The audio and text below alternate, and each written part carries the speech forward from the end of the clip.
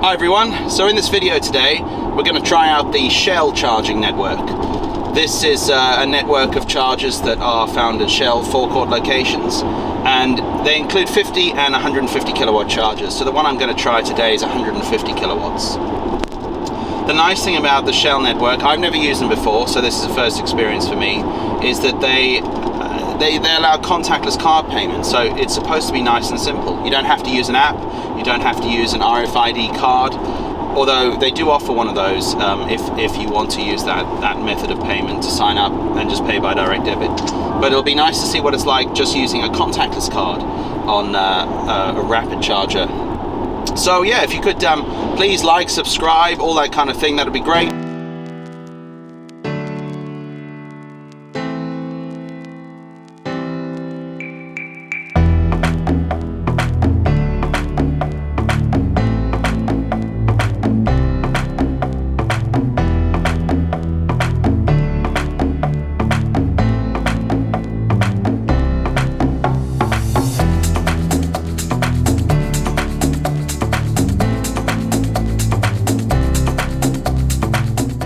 So in the UK over the last few years we've seen a big growth in the providers of electric charging. Many of them are new companies or private enterprises that have been set up by different groups of businesses using grant funding, that kind of thing. But it's good to see that we also are seeing the traditional petrol and diesel suppliers starting to diversify and offer electric charging. And there's no doubt about it that they have to do that, because that's going to be the future. They're going to see a decline in those kinds of sales, but by getting on board with electric charging they'll be able to recover some of those losses. Now the Shell network seems to be quite extensive and it will grow. Shell have some big plans for how they'll manage the transition to electric energy, and some of those plans include things like this that you can see on the screen. This is their design of a forecourt of the future, where you'll pull up in your car and you'll be able to find a bay, plug in, and then get out and do a bit of shopping. And that's where businesses will make a lot of money. If you think about the number of people that will stop, and it might only be for 15 minutes to top up by that time, with faster chargers and cars that can charge quicker. But that's 15 minutes for people to get coffee, do some shopping, buy food. So there are plenty of ways that these kinds of businesses will diversify, and Shell and BP are already thinking about those kinds of options. So the Shell network is not just in the UK, that it covers Europe as well, which is actually really convenient. So you can use contactless payment here in the UK, and I'm assuming you can do the same in Europe, but to keep things nice and simple, you can sign up using their app to get an RFID card that will just allow you to, I assume, pay by direct debit and then use that card on charges across Europe if you're traveling. So that's a nice, convenient, easy way of doing things. There is also another way of paying for Shell charging, and this is something that, again, it's a big problem because Tesla have such an excellent network of superchargers that every other manufacturer is looking at ways that they can somehow deal with that challenge. So you've got VW and BMW doing this Ionity system, which is really great. If you are driving a car on those networks, you can get really good prices on Ionity, and they are fast, they're reliable, they're easy to use, pretty much. But Volvo and I guess Polestar, I'm not sure if it's Volvo as well, but Polestar offer the plug surfing card as part of the deal, and plug surfing is basically a card that allows you to use various chargers on their network, and the chargers include Shell and it includes Ionity. But the downside, and this is why I don't see why anyone would ever use it, is that you pay more if you use your plug surfing card. And what's the point? I mean, most of these networks are so easy to use anyway that I don't want to pay. I think it's 10 pence more just to use your plug surfing card, which seems a bit pointless. And on Ionity it's the same. So it's nice that it's included, and it's a nice easy way of paying. Say you're in Europe and you need to pay for your charging, but it's not a solution to that problem, unfortunately. So one thing that I noticed when I drove away this morning is that it is quite cold at the moment. It's not very cold, but yesterday the temperature when I got to the car in the morning was only about 2 degrees, and it didn't get particularly warm. It's 10 degrees outside at the moment, but you can see that there's a little bit of greyed out at the top of the display here on the power bar, and that grey indicates an area of power basically that isn't accessible. So if you were to floor it, you're gonna lose a little bit of the top end of power, and that's simply down to the temperature. The battery is quite cold, and if it was even colder, you'd have more issues in terms of the amount of power. I've seen that grey area a little bit bigger than that, and that's going to be interesting to see how the car charges. Now, I'm arriving with 29% battery, so perhaps not as low as would be ideal to see the speed, because the 150 kilowatt charging, especially on the Polestar, you get the most, it seems from most tests, you get the most energy into your battery at lower battery percentages. So as you then you increase the battery percentage, you start to see it throttle back. Now, not all cars are like that. Something like the Audi e-tron, that gives you an enormous amount of energy into the battery for much longer throughout your charging cycle. So it'll be interesting to see what we get, because the battery is cold, and cold means reduced charging. So that's something that hopefully we'll see improved on the Polestar in the future with battery heating, because ideally you want to get to your supercharge, your 150 kilowatt charger, with a warm battery that's at the optimum temperature, not too hot, not too cold, and that will allow it to charge faster. Okay, so we're here at the Shell, and let's see if it's easily, well, it is, it's nice. You see, they've redone this one recently, and they've put in a Waitrose over there, but you just drive straight in. And that's really nice to see. They've put it next to the air and the water, which is cool, and it's a nice big space, plenty of room to turn around. That's one of the things I always find about electric cars, like the Nissan Leaf, the charger's at the front, but so many other cars are charging ports right at the back. I don't know what the best solution for that is, but sometimes it feels a little awkward to have to maneuver around, and the cables are often not long enough to reach the charging port, and that can be really annoying, especially if you have to park across two spaces. So yeah, I don't know what the solution to that is, but that just seems to be one of the common issues with electric cars. Okay, so let's see if this is as easy to use as it looks. To be honest, this is a really nice looking charger. So we've got a massive display here, contactless payment, nice long cables that reach all the way to the car without me having to be really close to the back. So that's cool, that's a good start. Okay, let's give it a try. So present card. That's all I seem to have to do. So it's saying present card, great. And we want to use the CCS plug, so let's confirm. Please connect the vehicle. So grab the cable, bring it around here. Now this is always the problem, right? Remembering to do this before you get the cable. So unplug that, and then these cables are always super stiff. So kind of a two-handed job. Holding the cable, and please connect the cable to the vehicle. So that's what it says on the display still. Right, I've done that. I'm going to hold it for a bit, because you know there's handshake issues sometimes, different cars. I don't want to let go of it. I heard a clicking sound, so I'm going to go back and have a look and see if it's activated. Alright, let's just duck under here. Okay, so what have we got? Yeah, there we go. So we're charging. 10 seconds, 0.4, 24 kilowatts of power it's showing. So starting off slow and building up. Now that was the easiest activation of any charge I've done so far. So that just proves contactless payment, scan the card, plug in, and that's the way it's going to have to be. That is going to make it so much easier for electric car owners to charge, and for people to have confidence in owning electric vehicles. Okay, so right now we're getting, just look back at, we're getting 69 kilowatts. That's it, at 30%. And on the display, so this, we can actually work this out now. The display is showing 160 miles per hour at, yeah, it's 67 kilowatts. So 67 kilowatts. So 160 divided by 67. We now know that the car is assuming 2.38, 2.4 miles per kilowatt. So that kind of solves that question. I've been trying to figure that out for a while, and it's not that easy to establish, but that's yeah, it's a conservative estimate, but to be honest, it's fairly realistic. So that's quite good to know. I still wish though they'd show the kilowatt charging rate on the display of the car, not just the miles per hour. So I got here with about 28% battery left, and I've set it to 80% to complete the charge. We've been charging for just over 5 minutes, and it says it's going to complete at 10:14, so it's 9:29 now. So call it 9:20 maybe. That's 55 minutes to go from 28% to 80%.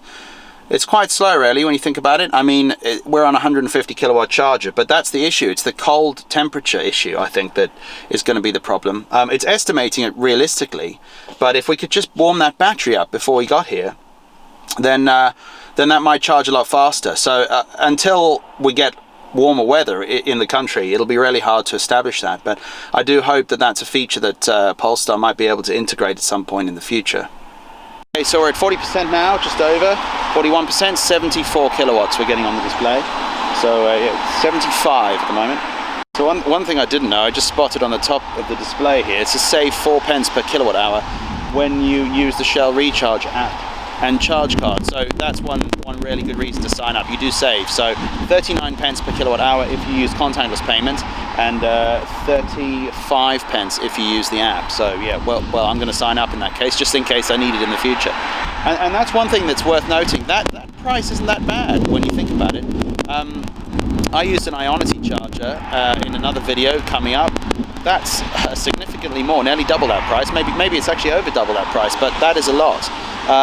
Yes, Polar's cheaper if you have a Polar membership, but I think this is a fair and reasonable price to pay for electric charging, to be honest. So we've reached 50%, and we got it on the display at the back there. It was reading 75 kilowatts, so that seems to be about the most that we've got on this particular charge cycle. And on the display it was showing something like a charging speed of, yeah, about 187, 190, that's the top that it got to. So again, just working that back from the charging speed in miles per hour and the kilowatts on the display, it's estimating around 2.46 miles per kilowatt hour of energy. So that seems to be where those numbers are coming from, which seems fairly reasonable, because if you think about it, 72.5 is the kilowatt hours available within the battery times 2.46. That's actually only 180 mile range. So its charging speed that it's showing there is actually a really conservative number based on the actual, Polestar think that the range is actually a lot more than that. So what it's giving me there, that charging speed, is actually quite a conservative estimate in the number of miles per hour. Following on from that, one thing I'm not 100% sure of is whether or not it's calculating that charging rate per hour based on my trip computer or based on a fixed number within the system. I haven't yet established that with Polestar. It seems to match up with my trip data though, because my trip manual over 114 miles is averaging 2.4 miles per kilowatt hour. So it's almost exactly the same. So I would suspect that it is based on your trip data, not based on a fixed number, because Polestar's view on your range is more in the region of 3 miles per kilowatt hour on the motorway, and more like 3.5 around town or combined driving. So I suspect that the number it's using to calculate my charging speed is actually my trip data, which is useful. So it's giving you realistic numbers based on your own personal use. Okay, so we're approaching 60% now, and it's throttled back to 64 kilowatts. So I think this is we're definitely not going to get any faster than that. So I'm going to stop charging now because I don't really need to keep going. I've got enough energy, enough miles in the battery now to get where I need to go. It's not. This is one of those things. Like if you need the miles, it's fine, but it starts to become quite slow. And when you're spending 35, 39 pence per kilowatt hour, if you could head home and charge there instead, there's no point waiting it out here unless you need to. Or if you're going somewhere that's cheaper, you might as well just go when you need to go. So yeah, I'm going to stop the charge now at 60% and head off.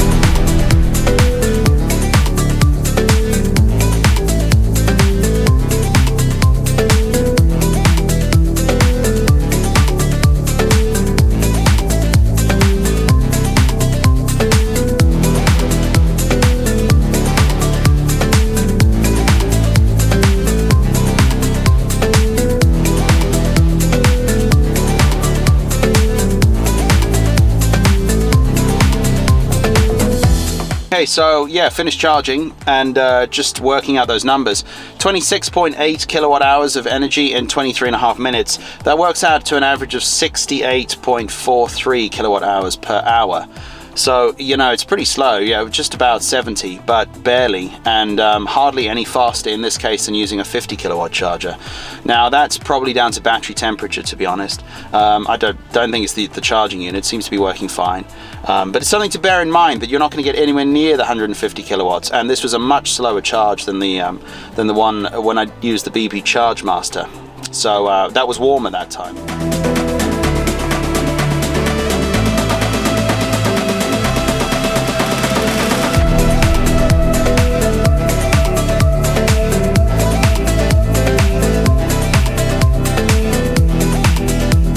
Okay, well, I think that was a successful experience.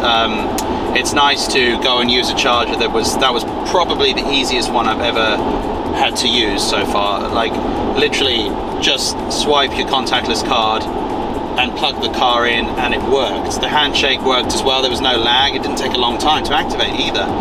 And yeah, that's how all rapid chargers should be. In fact, all chargers across the country, doesn't matter what network it should be on, it should be as simple as that. So if you use contactless payment, for example, on the Underground or the London transport system, it will just charge you based on the rate that you should pay for the day. So say you take multiple trips on the Underground, you will pay just the daily maximum rate. Well, I feel like that's the future. The charging network in the entire country should simply be based on paying with a contactless bank card. And if it was smart enough that it could simply charge you based on what you are using with that network, or some kind of a smart intelligence system, then that is going to make life so much easier for people. But yeah, so that was a really positive experience. The only thing I would say, like, that particular location is really nice. There's a Waitrose there, little Waitrose, and you can get coffee, so you can get something to eat. It's perfectly convenient. But the problem is that when you've only got one charger, if someone's already charging there, it could be quite a long wait potentially. So I think, in my own opinion, that all of these locations, especially at like a service station like that, should have a minimum of 2 chargers, just so that you can speed up the flow. And I know that at the moment they might not think that's justified because there's not enough cars using them, but it will just make it easier, because I was there for about half an hour to get from 28% to, well, just over 60%, but I could have been there for 50 minutes. And if someone else had arrived 2 minutes after I'd got there, 50 minutes is quite a long wait. And if you do need to charge, that's the only rapid charger in this area, for example. So you could go on to the next one, but that's assuming you've got 20 miles to get to the next charger. So having 2 at every location, I think, will be essential in the future, or more, just to make sure that people don't have to sit around for ages waiting. But yeah, I mean, it's a really great experience. The Polestar, that's the letdown here, really. This is a great car to drive, so I'm in no way being negative about that. But the average there was just short of 70 kilowatts for the entire charge. And that is quite slow. Yes, it is cold, but it's not very cold. It's not like, you know, 0, -2. It's 10 degrees, and it was 10 degrees outside all night last night. So we saw some limitations there from the battery and the temperature. But it would be nice if Polestar could, if it's possible via software updates, that's something we don't really know. But if it was, and you know, battery heating could come into play, for example, you could perhaps tell the car that you were going to go to the rapid charger, or it might even know you were heading to the rapid charger, and it would start to warm the battery up for you to speed up that process. Now, generally speaking, I don't personally mind waiting a little bit. I still think an average of 70 is fine. Like, when you look at some of the other cars out there, yes, many of them are cheaper, but this car can still charge really fast. But we know it's capable, in theory, of 150 kilowatts. So it would be nice to be able to achieve that, even if it is only for a short section of charging.